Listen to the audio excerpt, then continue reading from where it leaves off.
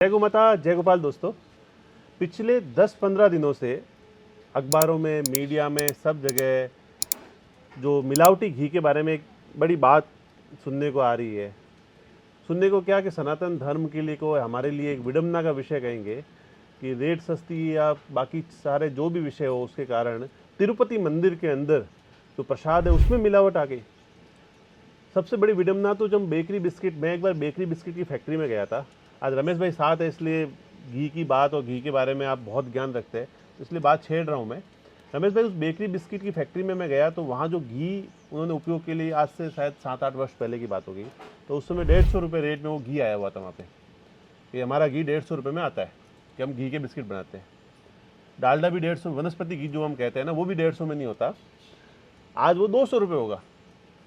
तो आप जो बेकरी बिस्किट मज़े से खाते हो, हाँ ये नहीं टेस्टी कह के अपन जो बेकरी बिस्किट भी मज़े से खाते हैं हम, तो वो कितना मिलावटी आप सोच सकते हैं। क्या वो कौन से जीव की चर्बी होगी, क्या होगी, क्योंकि जो कत्ल खाना जो होता है उसके हर प्रोडक्ट का वो चाहता है कि उसका विपणन हो जाए या वो किसी न किसी रूप में व्यापार वो व्यापार उनका धंधा है, उस चीज़ को वो बिकाना चाहते हैं। पर सिर्फ घी के नाम से या इस तरह से अगर हमारे भोजन के अंदर हम रेस्टोरेंटों में घी की सब्जी खाते हैं या बटर खाते हैं या चीज़ खाते हैं, हमें क्या खिलाया जा रहा है हमें पता ही नहीं। और ये तो भावना है, अगर आज जान के मुझे पता चल जाए कि मैं ये कोई गलत वस्तु खा ली है तो 4 दिन तक जी खराब हो जाता है आदमी का, मन खराब हो जाता है कि मैंने क्या खा लिया। जो नहीं खाता उसके लिए होता है, जो खाता है उसको कोई फर्क नहीं पड़ता।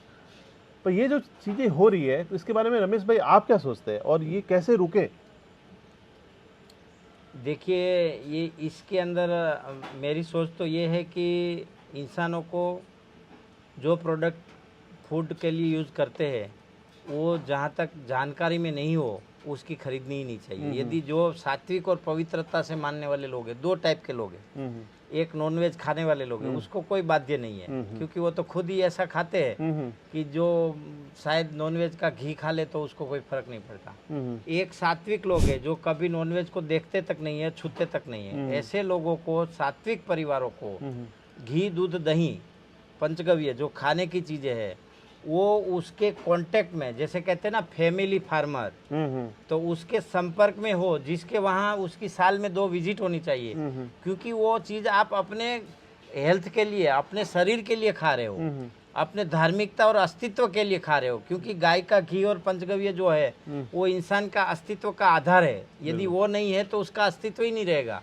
बिल्कुल सही बात किया। तो उसको साल में 2 विजिट करना चाहिए। नहीं जा सकते तो वीडियो से मंगाना चाहिए।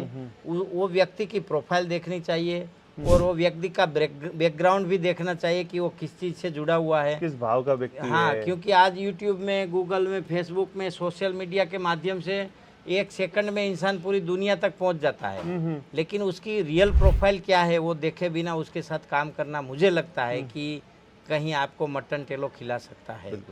अब दूसरी बात, घी की मिलावट इंसान के स्वास्थ्य पे कितना प्रभाव डालती है बाकी मिलावटों की अपेक्षा देखें तो? हालांकि मिलावट तो सब जगह हो ही रही है। देखिए, ये साइंस का विषय है, मैं इसमें ज़्यादा प्रकाश नहीं पाड़ सकता, परंतु अपनी एक परंपरा और ट्रेडिशनल तरीके से यदि हम देखें तो घी जो है ना वो एक प्राणदाता है। जैसे अष्टांग हृदयम कहता है, वाग्भट ऋषि ने लिखा, घी ओजवर्धक है, मेघवर्धक है, बलवर्धक है, वीर्यवर्धक है, तेजवर्धक है और ऊर्जावर्धक है। तो यदि हम नकली घी खा लेते हैं तो इसमें से एक भी गुण उसमें है नहीं और उल्टा नुकसान है।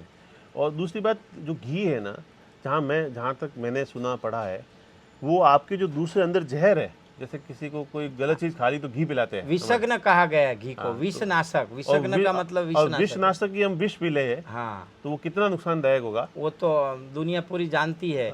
और मेरे से भी ज़्यादा आजकल पढ़े लिखे लोग जानते हैं, गूगल के माध्यम से, यूट्यूब के माध्यम से और टेक्नोलॉजी के माध्यम से, कि केमिकल बेस्ड घी बॉडी के अंदर क्या रिएक्शन दे सकता है, किडनी खराब कर सकता है, लीवर खराब कर सकता है, इंटेस्टाइन खराब कर सकता है, वहाँ तक कि दिमाग भी खराब कर सकता है। और एक बात रमेश भाई, इतना बड़ा विषय हो गया, कहीं पे कोई हलचल नहीं हुई। हलचल मतलब कि मैं ये नहीं कहता कि कोई लड़ने जाए, कि कोई भिड़ ले, के पर कोई आंदोलन रूप में हो कि भी इस तरह का हमारे सनातन संस्कृति मंदिर में ऐसी मिलावट आई है, जैसे कि कोई फर्क ही नहीं पड़ा। सुबह अखबार पढ़ा, ऐसा हो गया और बात खत्म हो गई और फिनिश हो गई। ऐसा होने का एक ही कारण है, एजुकेशन। ये शिक्षा प्रणाली ने लोगों को अपने अस्तित्व से नपुंसक कर दिया है। अपने अस्तित्व के लिए कोई नहीं जीता, अपने परिवार के अस्तित्व के लिए भी कोई नहीं जीता। बाप बेटे को नहीं समझ रहा, बेटा बाप को नहीं समझ रहा है, बूढ़े वृद्धाश्रम में जा रहे हैं। तो मतलब हमारा जो एक बोलते हैं ना, अस्तित्व ही खत्म हो गया। हम खुद रहे, हम खुद के लिए खुद नहीं रहे। अब वो कंपनी जिसने बनाया या जो भी चीज़ें प्रूव चलती चीज़ें, ना उस कंपनी के बाहर कोई आंदोलन करने वाला, ना हम बोलने वाला, ना उसका लाइसेंस रद्द हुआ, ना कुछ हुआ, ना उस पर कोई सरकारी एक्शन हुआ, ना जो ये हमारी कमजोरी दिखाता है। हम सनातनियों इतना कमजोर है, वो दिखाता है। मैं तो कहूँगा कि उन सबको फांसी होना चाहिए।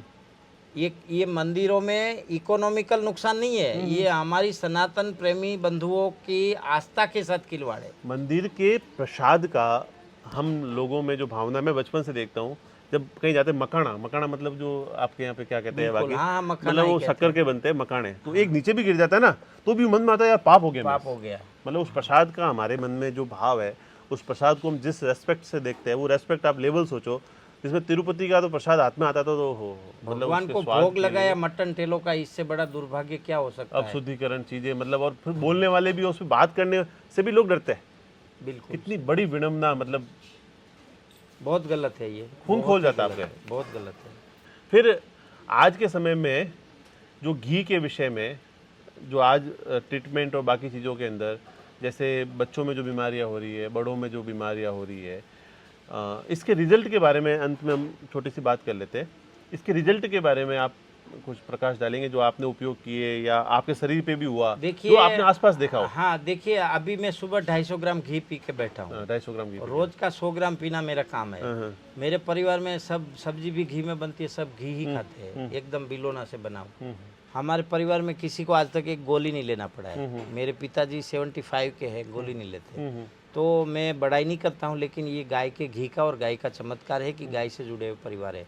परंतु मेरे पास जो आपने पूछा, जैसे आज पीसीओडी के पीरियड रिलेटिव, प्रेगनेंसी रिलेटिव, तो बहुत सारे प्रॉब्लम जो चल रहा है, उसमें से काफ़ी प्रॉब्लम हमारे पास आते हैं महिलाएं। यहाँ से कुछ घी से उसको जो ट्रीटमेंट किया जाता है, एक एक महीने में इतना अद्भुत रिजल्ट मिलता है, क्योंकि वो एक सत्य है। गाय का घी परम सत्य है, शुद्ध तरीके से किया हुआ, आयुर्वेद के मेथड से बनाया हुआ, और उसको आयुर्वेद के तरीकों को फॉलो करके दिया हुआ पेशेंट को, दर्दी को। तो आज उससे काफ़ी लोग लाभान्वित हो रहे हैं, और काफ़ी लोग उसका आयुर्वेद का और पंचगव्य का हर तकलीफ में, हर चीज़ में घी आपके लिए अगर शुद्ध है तो फायदा ही करेगा, कभी नुकसान कर नहीं सकता। खाली अपना सहस्त्र योगम नाम का एक बुक है ऋषि परंपरा का, उसमें 400 प्रकार के घी बनाने का विधि है। कई किताबें तो रमेश भाई ने इतना प्रसारित कर दिया कि वो किताबों के जो लिखने वाले, उन्होंने कहा कि हमारे बिकती नहीं थी, और ये चीजें आपके कारण ज्यादा शुरू हो गई। योग रत्नाकर, रस रत्नाकर, अष्टांग हृदयम, चरक संहिता, भैषज्य रत्नावली, सारंगधर संहिता, ऐसी हजारों किताबें हैं जिसके अंदर इंसान को नया बनाने के रहस्य छुपे हुए हैं। घी मरे हुए आदमी को जीवित नहीं कर सकता, उसके अलावा सब कुछ कर सकता है। बिल्कुल, जो मर गया है उसको नहीं जिंदा कर सकता, उसके जिंदा है उसके लिए सब कुछ कर सकता है। और पुराने घी की बात करो तो 10 साल पुराना घी तो चलो ग्रहण कर सकता है, 100 साल पुराना घी, उसको प्रपुराण घृत बोलते हैं। अष्टांग हृदय के हिसाब से उसको 100 साल पुराना घी होता है। 10 साल वाला होता है उसको पुराण घृत बोलते हैं, लेकिन जो 100 साल पुराना है उसको प्रपुराण घृत बोलते हैं। सूंघने मात्र से सब, हाँ, सूंघने, उसको एक बूंद नाक और नाभि में डालने मात्र से पागल इंसान ठीक हो सकता है, ऐसे उसमें विवरण बताए गए। मैं नहीं कहता, ये किताब कहती है। और मैंने उसके ऊपर काफ़ी प्रयोग किए हैं। जिसको पुराना कफ जमा हुआ है उसको 7 साल पुराना घी खाली छाती में, पैरों के तले, नाभि में लगा दो, तो शाम को जो सांस नहीं ले सकता है वो इंसान सुबह कफ से फ्री हो जाता है। कफ से फ्री होता है। बहुत गूढ़ बातें हैं। घी हमारे लिए बहुत महत्वपूर्ण है, और कोशिश करो कि आपको जैसे फैमिली फार्मर बनाओ अपना, नहीं तो आसपास जहाँ कोई गाय रख रहा है तो उसके सामने व्यवस्थाएं देख कर, आदमी सच्चा होता है तो उसकी क्रेडिबिलिटी आपको दिख जाती है, उसकी बातों से समझ में आ जाता है, तो उसके वहाँ से ग्रहण करो। नहीं तो अपने गांव से जो रिश्तेदार है उनके वहाँ से एक गाय अपनी रखवा लो साथ में, वो नहीं कर सकते तो कॉमन फार्मिंग करो। कॉमन फार्मिंग मतलब 20-25 लोग, 7 दोस्त मिलके एक छोटी सी जगह लेके वहाँ सब्जी भी उगाओ, वहाँ अपना दूध भी उत्पादन करो, या तो जो करता है उसके सपोर्ट में जुड़ जाओ। क्योंकि दूध की कीमत मैं देखता हूँ तो 150 रुपये अगर सही काम करे तो 100-150 से कम तो दूध की रेट नहीं पड़ती। और घी जैसे 400 रुपये किलो, अब वो तिरुपति का 330 रुपये किलो पर प्रोक्योरमेंट था, 400 450 रुपये में वो क्या घी देगा और क्या उसकी व्यवस्था होगी, पॉसिबल ही नहीं है, वो संभव ही नहीं है। 30 लीटर दूध से 1 किलो घी बनता है। अगर 50 लीटर भी मानो, अगर क्रीम अलग भी मानो, सब कुछ मांगो तो भी 700 800 रुपये कम से कम, और 1500 2000 रुपये तो बिलोना प्रॉपर घी करेगा तो कॉस्ट पड़ेगी उसकी। तो खर्चे होते हैं, पर घी शुद्ध काम लो, कोशिश करो, बाकी चीज़ें तो आपकी संभव होनी हो, घी शुद्ध से शुद्ध रूप में आपके घर में आए, इसका प्रयास करें आप। रमेश भाई धन्यवाद, छोटी सी बात करने की इच्छा थी, समय दिया आपने। जय गौ माता, जय गोपाल।